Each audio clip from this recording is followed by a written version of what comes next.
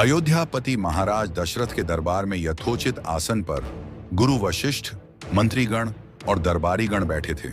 अयोध्या नरेश ने गुरु वशिष्ठ से कहा, हे गुरुदेव, जीवन तो क्षण भंगुर है और मैं वृद्धावस्था की ओर अग्रसर होते जा रहा हूं।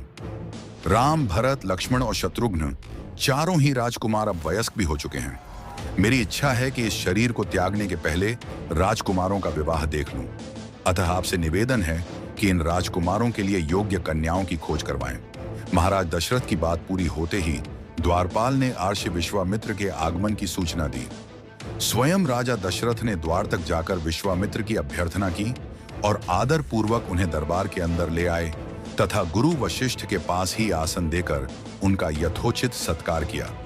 कुशल क्षेम पूछने के पश्चात राजा दशरथ ने विनम्र वाणी में आर्षि विश्वामित्र से कहा, हे मुनिश्रेष्ठ, आपके दर्शन से मैं कृतार्थ हुआ तथा आपके चरणों की पवित्र धूल से यह राज दरबार और संपूर्ण अयोध्यापुरी धन्य हो गई।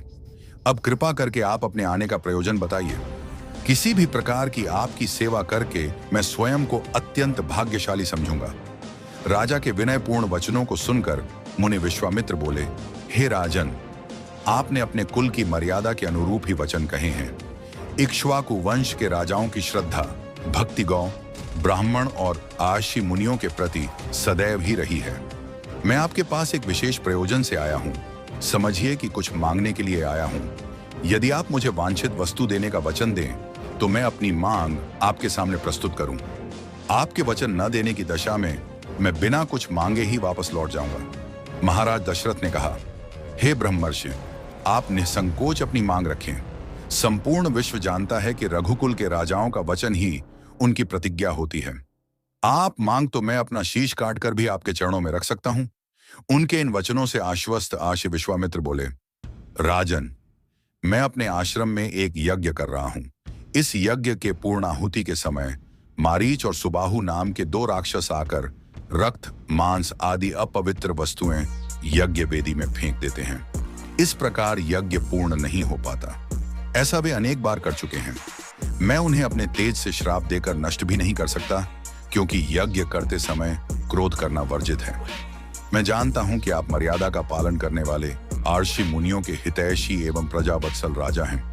मैं आपसे आपके ज्येष्ठ पुत्र राम को मांगने के लिए आया हूं, ताकि वह मेरे साथ जाकर राक्षसों से मेरे यज्ञ की रक्षा कर सके और मेरा यज्ञानुष्ठान निर्विघ्न पूरा हो सके। मुझे पता है कि राम आसानी के साथ उन दोनों का संहार कर सकते हैं। अतः केवल 10 दिनों के लिए राम को मुझे दे दीजिए। कार्य पूर्ण होते ही मैं उन्हें सकुशल आपके पास वापस पहुंचा दूंगा। विश्वामित्र की बात सुनकर राजा दशरथ को अत्यंत विषाद हुआ। ऐसा लगने लगा कि अभी वे मूर्छित हो जाएंगे। फिर स्वयं को संभालकर उन्होंने कहा, मुनिवर, राम अभी बालक है। राक्षसों का सामना करना उसके लिए संभव नहीं होगा। आपके यज्ञ की रक्षा करने के लिए मैं स्वयं ही जाने को तैयार हूं। विश्वामित्र बोले, राजन, आप तनिक भी संदेह न करें कि राम उनका सामना नहीं कर सकते। मैंने अपने योग बल से उनकी शक्तियों का अनुमान लगा लिया है। आप निशंक होकर राम को मेरे साथ भेज दीजिए। इस पर राजा दशरथ ने उत्तर दिया, हे मुनिश्रेष्ठ, राम ने अभी तक किसी राक्षस के माया प्रपंचों को नहीं देखा है और उसे इस प्रकार के युद्ध का अनुभव भी नहीं है। जब से उसने जन्म लिया है, मैंने उसे अपनी आंखों के सामने से कभी ओझल भी होने नहीं दिया है। उसके वियोग से मेरे प्राण निकल जाएंगे। आपसे विनय है कि कृपा करके मुझे ससैन्य चलने की आज्ञा दें। पुत्र मोह से ग्रसित होकर राजा दशरथ को अपनी प्रतिज्ञा से विचलित होते देख ऋषि विश्वामित्र आवेश में आ गए। उन्होंने कहा, राजन, मैं नहीं जानता था कि रघुकुल में अब प्रतिज्ञा पालन करने की परंपरा समाप्त हो गई है। यदि जानता होता तो मैं कदापि नहीं आता। लो, मैं अब चला जाता हूं। बात समाप्त होते होते उनका मुख क्रोध से लाल हो गया। विश्वामित्र को इस प्रकार क्रुद्ध होते देखकर दरबारी एवं मंत्रीगण भयभीत हो गए और किसी प्रकार के अनिष्ट की कल्पना से वे कांप उठे। गुरु वशिष्ठ ने राजा को समझाया, हे राजन, पुत्र के मोह में ग्रसित होकर रघुकुल की मर्यादा, प्रतिज्ञा पालन और सत्यनिष्ठा को कलंकित मत कीजिए। मैं आपको परामर्श देता हूं कि आप राम के बालक होने की बात को भूलकर एवं निशंक होकर राम को मुनिराज के साथ भेज दीजिए। महामुनि अत्यंत विद्वान, नीति निपुण और अस्त्र शस्त्र के जाता है। मुनिवर के साथ जाने से राम का किसी प्रकार से भी अहित नहीं हो सकता। उल्टे वे इनके साथ रहकर शस्त्र और शास्त्र विद्याओं में अत्यधिक निपुण हो जाएंगे तथा उनका कल्याण ही होगा।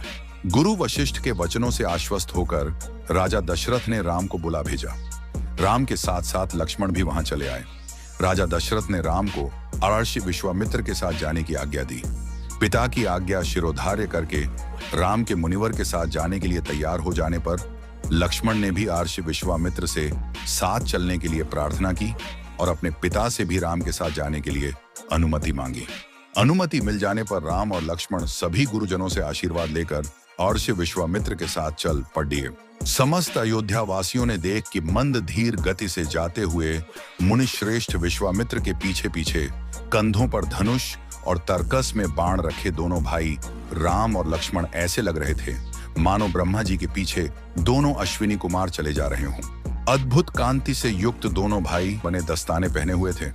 हाथों में धनुष और कटी में तीक्ष्ण धार वाली कृपाणें शोभायमान हो रही थीं। ऐसा प्रतीत होता था मानो स्वयं शौर्य ही शरीर धारण करके चले जा रहे हों। लता विटापों के मध्य से होते हुए 6 कोस लंबा मार्ग पार करके वे पवित्र सरयू नदी के तट पर पहुंचे। मुनि विश्वामित्र ने स्नेहयुक्त मधुर वाणी में कहा, हे वत्स, अब तुम लोग सरयू के पवित्र जल से आचमन स्नानादि करके अपनी थकान दूर कर लो, फिर मैं तुम्हें प्रशिक्षण दूंगा। सर्वप्रथम मैं तुम्हें बला और अतिबला नामक विद्याएं सिखाऊंगा। इन विद्याओं के विषय में राम के द्वारा जिज्ञासा प्रकट करने पर अर्षि विश्वामित्र ने बताया, ये दोनों ही विद्याएं असाधारण हैं। इन विद्याओं में पारंगत व्यक्तियों की गिनती संसार के श्रेष्ठ पुरुषों में होती है। विद्वानों ने इन्हें समस्त विद्याओं की जननी बताया है। इन विद्याओं को प्राप्त करके तुम भूख और प्यास पर विजय पा जाओगे।